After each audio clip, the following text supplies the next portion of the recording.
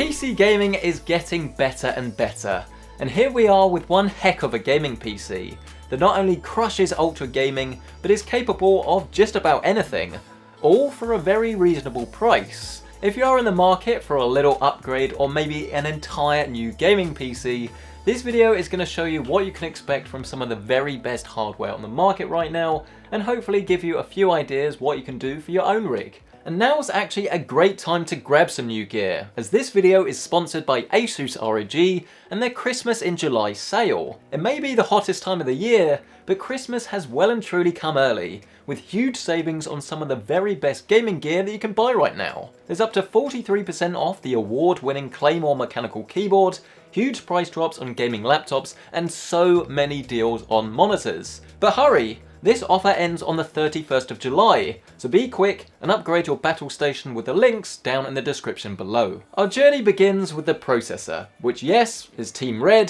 AMD Ryzen, the 3700X.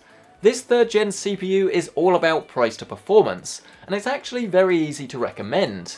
AMD sent this out for review earlier in the month, and with 8 cores, it's not only suitable for high-end gaming with things like Battlefield 5, but it's great for streaming, rendering, photo processing, pretty much any high-end task. And the thing that really is so great about it is actually the cost, as at around about £300 at the time of filming, you're getting some serious horsepower for a very reasonable amount of money. Unfortunately, the same can't really be said for the motherboard, however, as here we're using Gigabyte's X570 Aorus Master. AMD sent this out along with the CPU, and there is actually quite a lot to like here. I/O is the obvious one, with a huge number of USB ports, 2.5 gig Ethernet, and then support for 3 PCIe SSDs. But the main advantage here is actually the future-proofing, as the board supports PCIe 4 for the next-gen SSDs and graphics cards. But if you are looking to pick up a new computer purely from a price-performance perspective, then I wouldn't really say that spending this amount of money on a motherboard actually makes that much sense. You can get similar features and very similar performance for actually a fair bit less. So if you are looking to pick up a new motherboard for Ryzen, it's definitely worth doing your homework and seeing exactly the features you want and spending the appropriate amount of money. On the RAM front, we're shooting down the middle with a 3200MHz Vengeance Pro kit, sent out by Corsair for a previous build. It's definitely worth getting some high-speed memory for Ryzen, as you can see better performance across the board, and prices are actually coming down a little bit, which can make things a fair bit easier. This 16GB kit looks great, has a load of snazzy effects and IQ, and is bright enough to stand out amongst the rest of your RGB bling. But this build really gets going when we turn to the graphics card, however, as Nvidia just shipped out the RTX 2080 Super, an even more powerful GPU than the 2080, but priced almost identically. This means that while you are still going to need to fork out quite the pretty penny, you're going to unlock even more gaming performance from the same amount of cash injection. Neat. Benchmarks will follow a little bit later in this video, but you can expect the card to crush gaming at all resolutions, and even allow for some 60fps gaming at 4K ultra settings in a fair few titles. Another area that you can definitely save yourself some money is on the storage, and you can do this really without any compromise, as while there are some brand new Gen 4 PCIe SSDs, there's only a couple to choose from and they are very expensive at the moment. So have a look at the slightly older PCIe SSDs, as they've come down in price massively over the last few years. And the one that I'm using here is the 970 Evo Plus, which was sent out by Samsung earlier in 2019. This tiny little stick packs a terabyte of storage that's not only incredibly fast, but really will work wonders in speeding up your boot times for games and Windows. It's about £100 cheaper than the PCIe Gen 4 drives, which may well be faster, but they're not really the best value things out there. Now, for cooling, you probably already spotted the Deepcool Castle 240, an AIO liquid CPU cooler that really does stand out from the crowd with its oversized RGB pump unit that just looks incredible. Now Deepcool sent this out when it was first released, and I'm really pleased to say that the price has actually come down quite a bit to the point where it's really easy to recommend, as the performance is great and the fully addressable RGB results in a really unique and striking aesthetic. I also brought forward Deepcool's power supply from the old build too, as it's still working without any issues, and with 850 watts of power, it is more than good enough for our PC today, and likely every upgrade that you'll be making in the future. It's definitely not the most interesting part out there, but it's rated gold for efficiency, has modular black cables, and it is just generally a great fit in this system. But I have to say that I really have saved the best here till last, as my favourite thing about this entire build definitely has to be the case, as this thing looks so unique, so special, and yet it was just so easy to build in.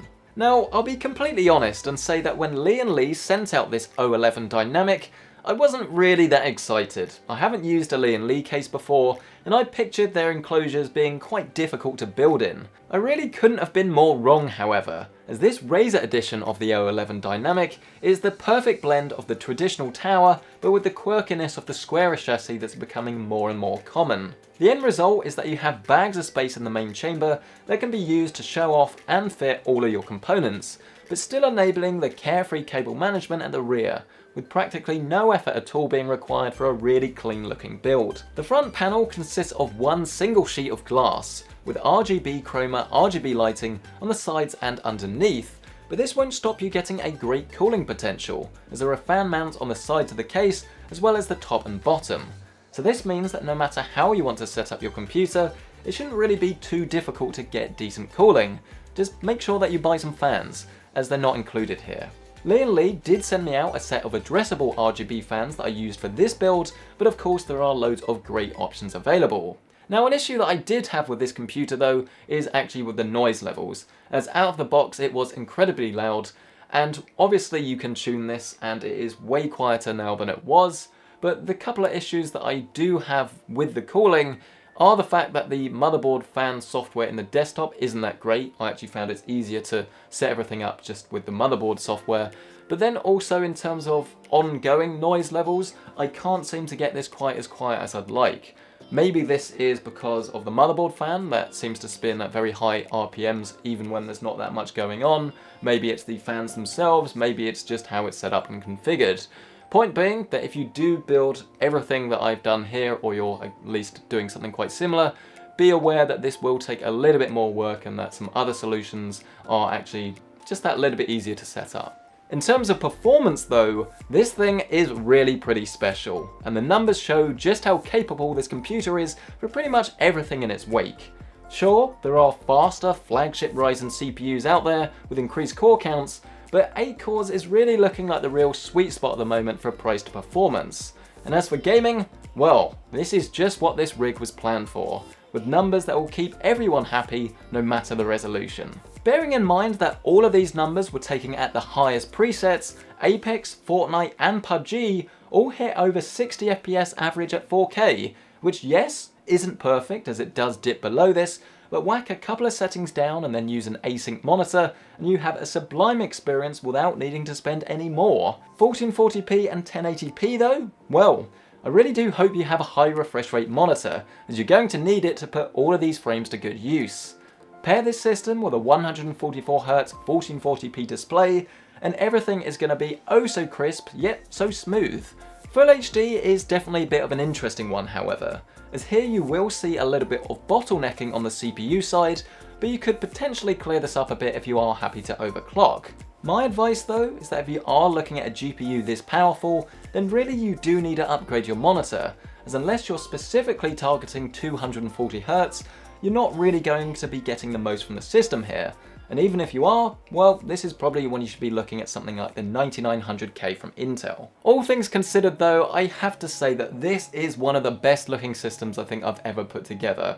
It looks awesome, it has tasteful RGB, it has a nice amount of effects, but it not only stands out, but I think it serves a fair bit of function too, as it supports so much hardware, and the price to performance here, while there definitely are tweaks that we could do to make it even better, are actually not that bad this time around. And if you're looking for a high-end gaming system, I don't think you need to go too far astray from what we've got here. Let me know your thoughts in the comment section below, and don't forget that you can check out current pricing on everything featured down in the description. And while you're down there, don't forget that you still have time to pick up some new gear in ASUS's Christmas in July sale, whether it's a PG348Q ultrawide for £799, a Prime Z390 for £115, or the ROG Delta for £135, there are deals out there for everyone.